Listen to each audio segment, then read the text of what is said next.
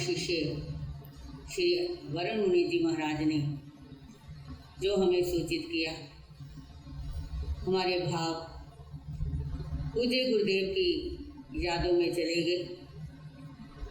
वो यादें सन 1978 की उत्तर भारतीय प्रवर्तन गुरु सुधा जी महाराज जी शासन पार्षद महासाधु श्री समता जी महाराज के मुकाबले से वो सन 1978 की बातें बहुत बार सुनने को मिली और अब भी सुनते ही रहते हैं कि सन 1978 के अंदर अम्बाला के अंदर उत्तर भारतीय प्रवर्तक पूज्य गुरुदेव वाणी के जादूगर श्री अमर मुनि जी महाराज का चतुर्मास था।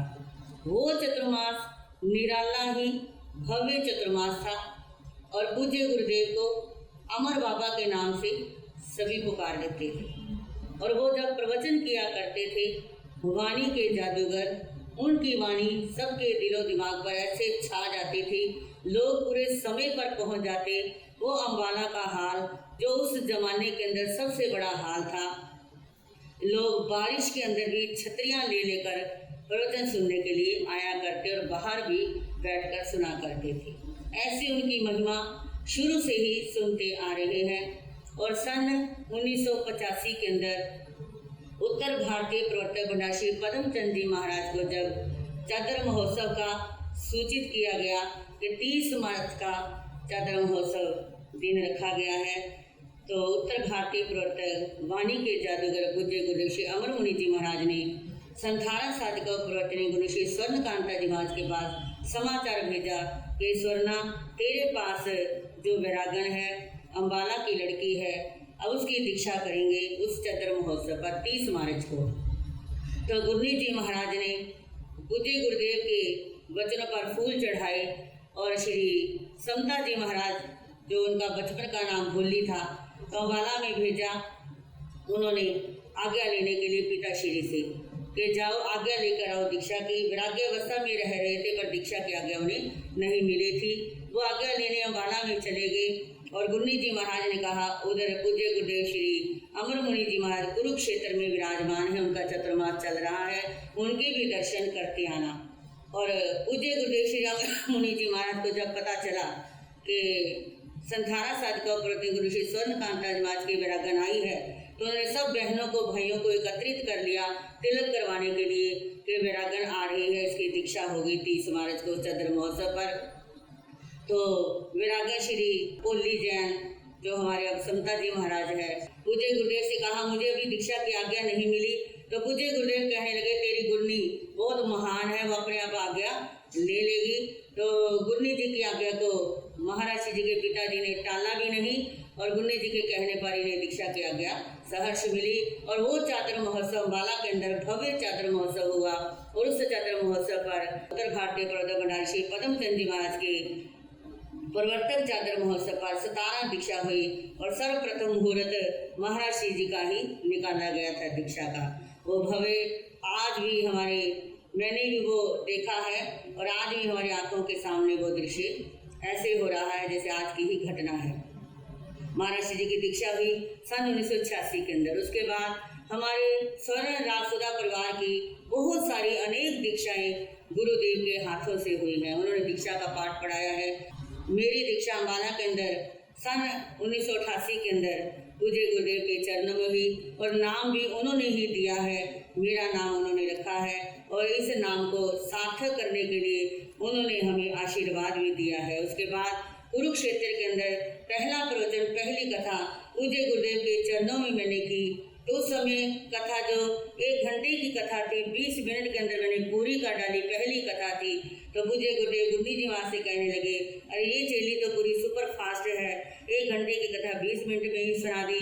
तो गुरुदेव के वचन ऐसे उत्तम निकले, उन्हीं के वचनों के अनुसार ऐसा आशीर्वाद मिला। आज उनकी महिमा इतनी है, उनका आशीर्वाद ऐसा फला है, आज 20 मिनट की कथा 1 घंटे में सुनाने का प्रयास रहता है, क्योंकि गुरुदेव ने ऐसे ही वचन उस समय फरमाए थे, उनका आशीर्वाद मिला था। और ऐसे और भी दीक्षाएं हुई हमारी सन 1990 के अंदर और सन 91 के अंदर, 92 के अंदर। और जब हमारा पूज्य गुरुदेव के साथ पानीपत का भी चतुर्मास था, गनौर का भी चतुर्मास था, उनके चरणों में करने का हमें अवसर मिला।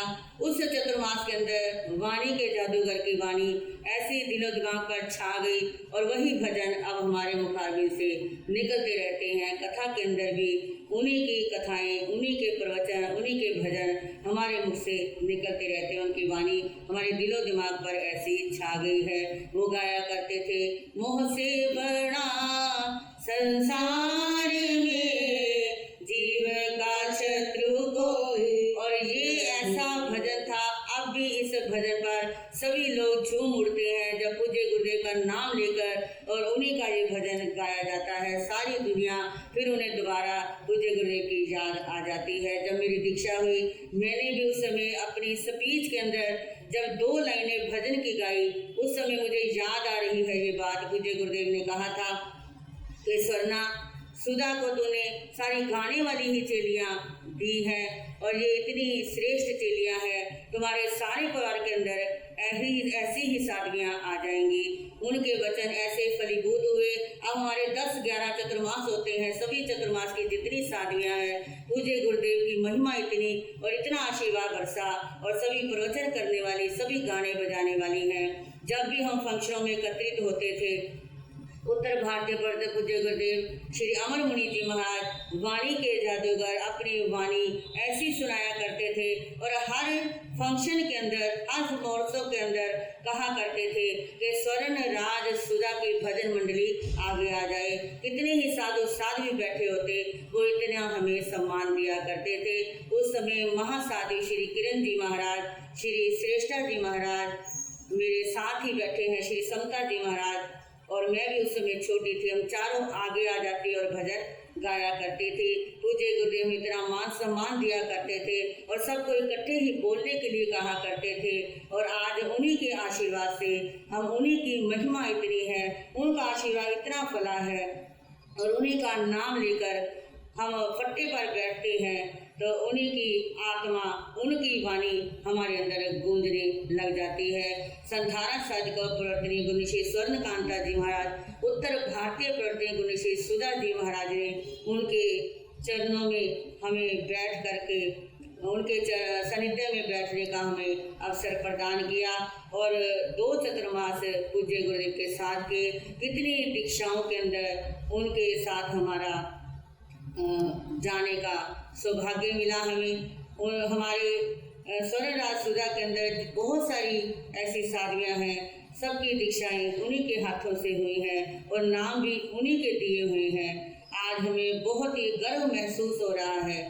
आज हम पद्म अमर शिष्य श्री वरण मुनि जी महाराज के कायल हैं, जो अपने गुरुओं का नाम कर रहे हैं, दूर देश परदेश के अंदर उनकी महिमा गा रहे हैं और उनके सानिध्य में रहने वाले जितने भी संत हैं, हमारे पंकज मुनि जी महाराज जो सेवा सुमेरु की उपाधि से उन्हें नवाजा है आपने, ये हम बहुत, हमें हर्षानुभूति होती है।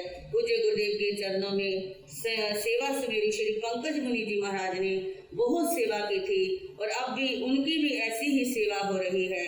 तो हम तो पद्म अमर शिष्य परिवार के लिए यही मंगल कामना, यही मंगल भावना रखते हैं कि आप श्री वरण मुनि जी महाराज, पूज्य गुरुदेव के सब शिष्य मंडली, सब शिष्य परिवार स्वस्थ रहें, दीर्घ आयु रहें और आप दीन शासन की प्रभावना ऐसे ही करते रहें, अपने माँ बाप का, अपने गुरुओं का नाम रोशन करते रहें। पूज्य गुरुदेव के इस सुनहरे अवसर पर आपने जो जो भी सोचा है उससे भी 100 गुना ऊपर, 1000 गुना ऊपर, लाख गुना ऊपर आप उस कार्य को कर सकें। हम गुरुनी जी महाराज की ओर से यही मंगल भावना और यही मंगल कामना हम आपके लिए करते हैं। आपने हमें बोलने का अवसर दिया, तो जो हमारे अंदर भाव थे आपने कहा वही सुनाना है, आप बीती सुनानी है और आप बीती सुनाने का हमें ये सुनहरा अवसर मिला है। गुरुओं के गुणगान गाने का ये सुनहरा अवसर मिला है।